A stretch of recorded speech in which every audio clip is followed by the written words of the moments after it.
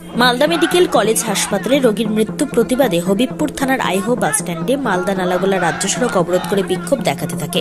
শুক্রবার Malda medical college হাসপাতালে চিকিৎসায় গাফিলতির জেরে রোগীর মৃত্যুর ঘটনা ঘটে বলে অভিযোগ। যদিও গতকাল ইংরেজবাজার থানায় অভিযোগ দায়ের করে রোগীর পরিবার। জেলা পরিষদের সদস্য তারাশঙ্কর রায়ের অভিযোগ, মালদা মেডিকেল কলেজ হাসপাতাল থেকে রোগীকে বেসরকারি নার্সিংহোমে নিয়ে যেতে বলেন। মালদা মেডিকেল কলেজ হাসপাতালের ডক্টর নার্সিংহোম নিয়ে গেলে দেবাশিস ধর নামে ডাক্তার, সেখানে রোগীর পরিবারের কাছে 30,000 টাকা চাওয়া হয়। সেই টাকা দিতে না পারায় রোগীকে ভর্তি নেওয়া হয়নি। বাধ্য হয়ে পুনরায় মালদা মেডিকেল কলেজ হাসপাতালে ভর্তি করা হয়। সেখানেই রোগীর মৃত্যু হয়। স্বাস্থ্যসাথী কার্ড থাকলেও কেন চিকিৎসা হয়নি, এটাই সবচেয়ে বড় প্রশ্ন প্রশাসনের কাছে। ওই রোগীর নাম চঞ্চলা মুর্মু, বয়স 26, বাড়ি মালদার আদিবাসী অধ্যুষিত হবিবপুর থানার ভারত বাংলাদেশ সীমান্তবর্তী শেরশি এলাকায়।